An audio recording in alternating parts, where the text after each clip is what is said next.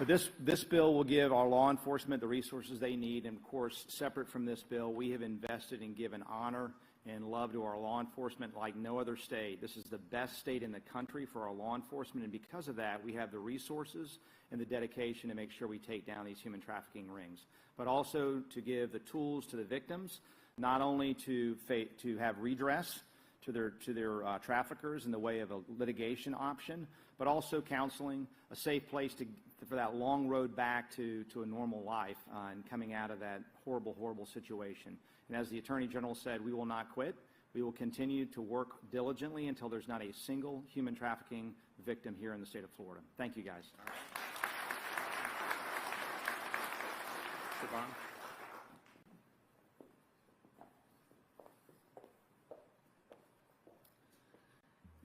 Thank you, Governor DeSantis. It's an honor to be here for the signing of this momentous legislation. You, along with the Lieutenant Governor and Attorney General Moody, have been tireless advocates around human trafficking, and the positive impact is evident. As a mom and as the Secretary of a department that plays such an important role in supporting survivors, I am immeasurably grateful for your leadership in this area. I'd also like to thank all of the legislators who worked on these bills and ensured that they made it to the finish line. At DCF, we take seriously our role in protecting Floridians from human trafficking and ensuring victims receive the recovery services they need to not only survive but to thrive. Human trafficking is a heinous crime, and its perpetrators generally prey on more vulnerable individuals. In Florida, our elected leaders have maintained a strong and clear message that Florida is no home for traffickers, and for almost 2 decades, we've led the nation in passage of laws aimed at bringing these perpetrators to justice and supporting survivors. Today is a celebration of that history and forward momentum. I'd also like to take a moment to thank the multitude of survivors who shared their stories. Their immense bravery has increased attention on this topic and is making a difference. In 2014, DCF was authorized to certify safe houses and safe foster homes for children, helping to ensure human trafficking survivors have a place to stay while they receive critical recovery care. This has been transformational, and I'm so thrilled that Senate Bill 1690 empowers us to do the same for adult survivors. We know a crucial component of the recovery process is ensuring that trauma-informed and responsive services are incorporated within the treatment programming. This bill ensures that adult safe homes are providing these critical services and so much more. I look forward to working with Attorney General Moody and members of the Council on the study that will help DCF in establishing the certification requirements. Raising awareness of human trafficking is such an important part of our prevention efforts. We fully embrace the concept of knowledge is power, and through this bill we'll be expanding education efforts in the form of age-appropriate material placed more strategically in prominent places in residential settings on the dangers of human trafficking and how to report suspected human trafficking activity. I believe we all can play a role in bringing greater awareness to this important topic, and we stand ready at DCF to amplify outreach, messaging, and support for survivors, and I'm confident the additional safeguards outlined in these bills will reap significant benefits. Thank you.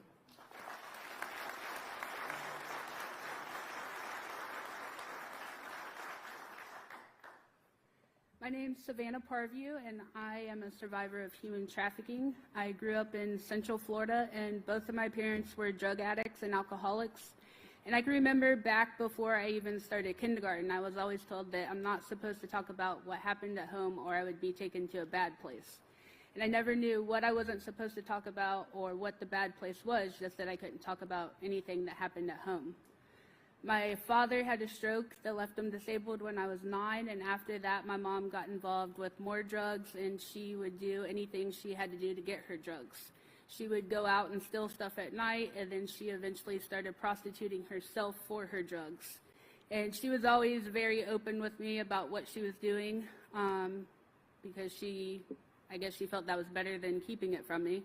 But I would go with her sometimes, and I would wait in the car, or I would wait for her to be done because I always wanted to be with her because I never knew when I went to sleep at night if she would be there when I woke up or when she would be coming back.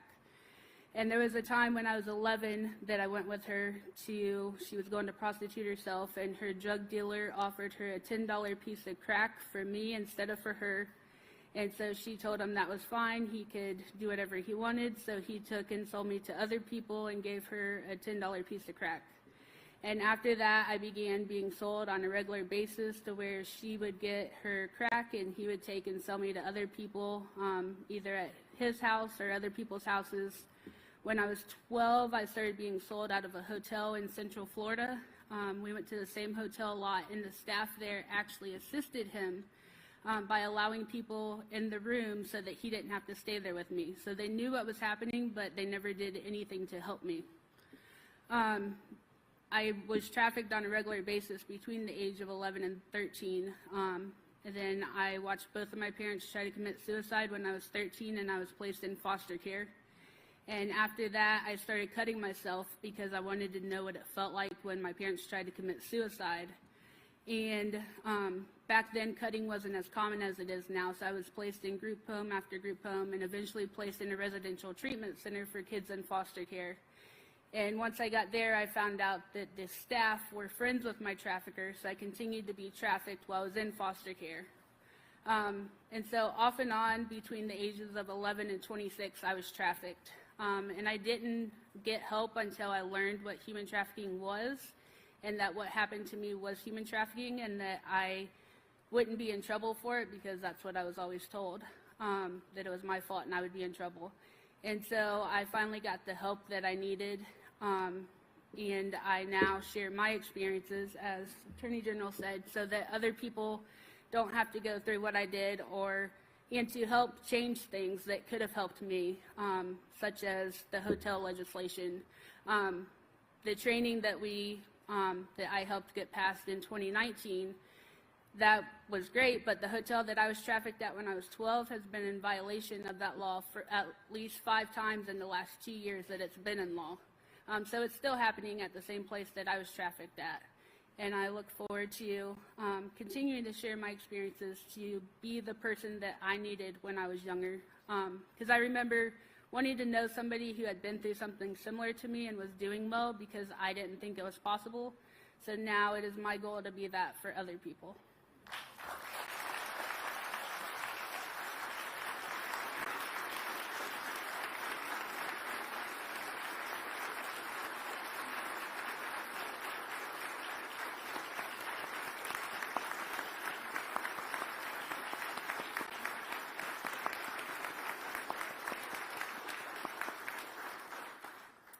Good morning. I'm Sergeant Thomas McNamee at the Broward Sheriff's Office. It'd be very hard to follow Savannah and her amazing story there. It's very amazing, very brave of you to do that. Here in South Florida, obviously traffickers don't stay local. They travel across jurisdictional boundaries for law enforcement. So we work every day closely with our state partners, as well as our local police agencies here in Broward County and across the state, to combat this very horrific crime that continues to grow and grow each year. In law enforcement, we are absolutely overwhelmed with it at this point.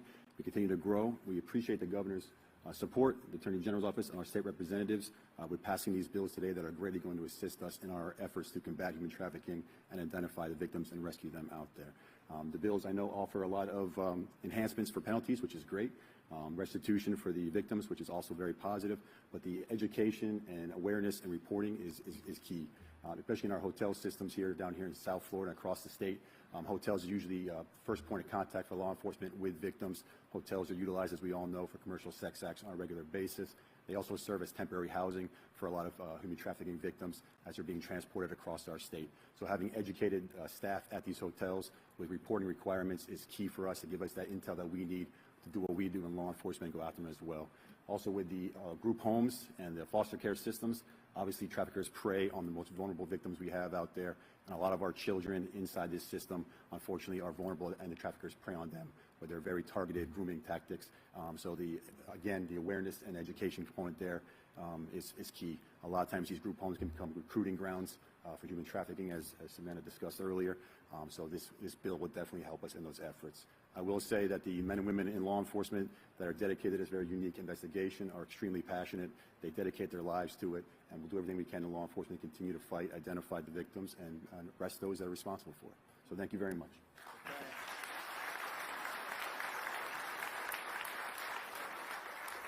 All right, well, everyone want to come around who's going to be in part, and we'll get this done right here.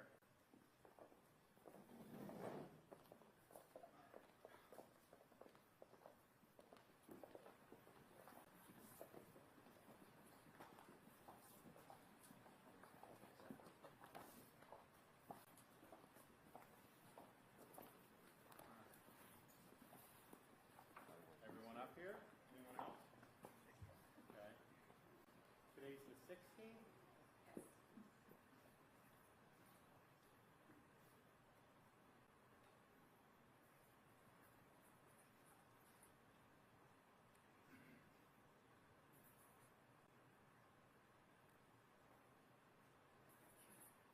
Okay, who wants one from SB 7064? Okay, anybody else? Anyone else? You want one? Good work. One more. Okay, that's done. Now we're doing 1465.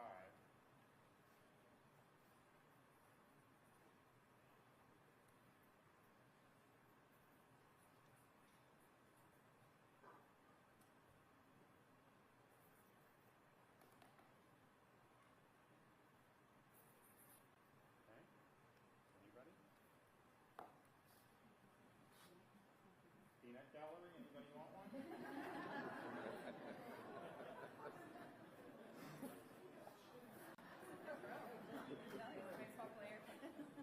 All right, 1690.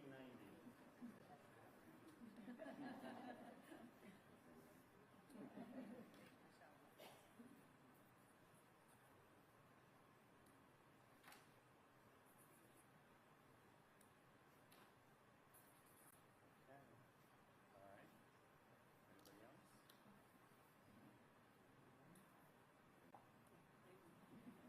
Anyone's up there? Okay, so I got one more.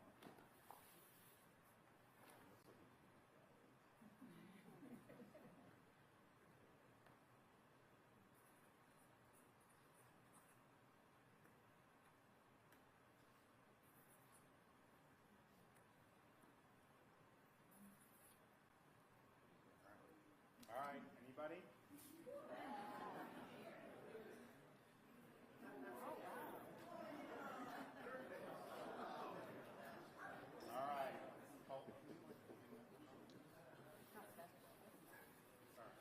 All right.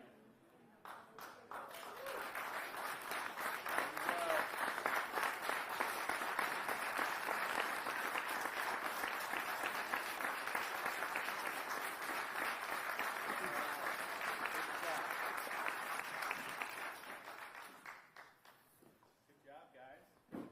Wow. Thanks so much.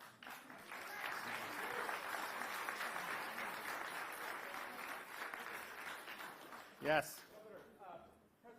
Former President Donald Trump recently stated that many within the pro-life community or movement, they feel that your 6-week abortion ban is too harsh. What are your thoughts on that? Protecting an unborn child when there's the detectable heartbeat is something that almost probably 99% of pro-lifers support. It's something that other states like Iowa under Governor Kim Reynolds have enacted. And I think that as a Florida resident, you know, he didn't give an answer about would you have signed the heartbeat bill that Florida did. They had all the exceptions that people talk about. The legislature put it in. I signed the bill. I was proud to do it. He won't answer whether he would sign it or not. Chris. Showed what you had been saying as a congressman from the beginning, that the Russia collusion narrative was a hoax. You said that these three-letter agencies, that they need to be held accountable. As president, what would you do to hold them accountable? Well, first, I think it's important to point out there was a lot of people that believed the collusion hoax back in the day. Obviously, the corporate press and the left, but there were a lot of Republicans at the time. If you remember, in 2017, the congressional investigations that started were launched by Republicans in the House and Senate. And I was one of maybe 5 or 6 members of Congress that said no, that this is bogus and that this is an abuse of power. And I was right, and if my brethren were right. And I think when you have something like that where they are manufacturing a conspiracy theory effectively to overturn what the people did in the election of 2016, and they're trying to kneecap an administration. You know, that is a massive abuse of power. And as somebody who was active duty military, who worked as a prosecutor, or dealt with FBI, dealt with some of these agencies in the past, you know, I always had good experiences. I thought they were professional, but to see the lack of accountability and the gross abuse of power, it changed how I view this whole apparatus going forward. And to this day, nobody has really been held accountable. I mean, you know, McCabe, he was administratively held accountable. Then they reinstated him. People like Strzok got off scot-free. And the issue is are we a people that govern ourselves, or are we just subject to this administrative leviathan that can do whatever the hell it wants? And if it's the latter, we no longer are a free people. So what I would do is clean house top to bottom in these agencies. Why do we have, after what's happened over the last few years, why don't we have a change at the FBI? Why don't we have changes at some of these other agencies? I think that there have been a basis to do that for many, many years now, and I think it needs to be done. And so, but it just requires will, it requires discipline, and it requires understanding that, you know, when you're holding the swamp accountable, you know, there's going to be a lot of people that don't like that. They're going to attack you. The media is going to attack you. Yes, you're not going to please them if this is what you're doing, but ultimately it's the right thing to do and it needs to get done. Yes, sir. Governor, some of Florida's biggest cities fall under the jurisdiction of very progressive state attorneys, and they've campaigned on not charging sex workers with crimes along with other types of crimes. Is there a mechanism to follow to make sure that the state attorneys are backing our law enforcement when they do these investigations, when they go to these hotels, when they find these sex rings? Or is that something that the state's just going to have to step into and be bigger? Well, I mean, I think there's a number of things. I mean, one, these are ultimately elected officials like anybody else, and the public has a right to let them know the way they want to see the job done, just like you would a legislature or anybody else. And I think that makes a difference. I think when people speak out, I think behavior can change. Our role at the state is, under the Florida Constitution, the governor has authority to suspend local elected officials when they are engaged in misfeasance, malfeasance, neglect of duty, which very well may be in that instance, incompetence, and they list the provisions in the Constitution. And I've made it be clear that prosecutors are not a law unto themselves. You can sit there and campaign one way, but ultimately you take an oath to uphold the laws and Constitution of the state of Florida. That does not give you the right to pick and choose which laws you will enforce and which laws you won't. If you don't like one of the laws as it relates to any of these subjects, resign your position as a prosecutor, run for the legislature like these folks did, and try to change the law. But you can't be a law unto yourself. And so we have suspended one in Tampa. If there's others, then we will do that. So state attorneys should just know them just doing blanket refusal to enforce the law doesn't work. Yes, ma'am. Governor, a report from the Lever claims that state pension funds have been shifting investments to Wall Street firms that donate to the RGA when other investments may have been more profitable for these retirees. And who is shifting that? What's the allegation that who's involved with shifting it? You're saying that the board oversees. Well, we've not done that. I mean, I think that at least I haven't as the SBA. What we have done is eliminate ESG as a criteria for investing.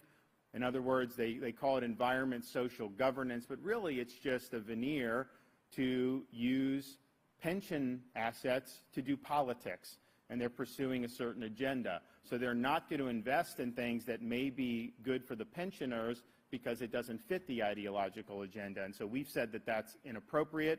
We did take action last year to say on our pension fund, the bill I signed this year codifies that in statute. Congruent with that, we've had moving assets out of places like BlackRock.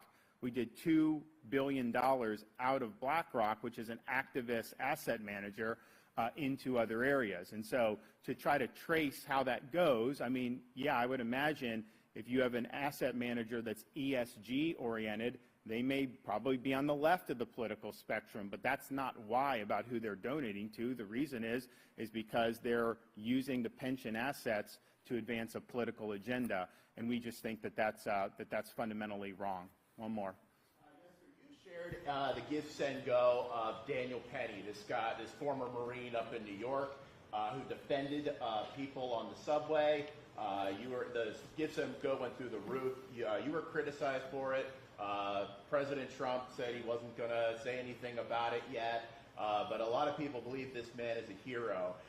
Would you just like to comment on that situation, what happened in New York with that Marine defending people on the subway? Well, look, as a vet, vets look out for other vets, and what we can't have in our society is inmates running the asylum. And what you saw on the subway was you saw a guy that was very dangerous. He was putting people in harm's way. He was boasting that he may do harm. And I think to be able to step in as a good Samaritan and protect people, I think that that's something that was the right thing to do.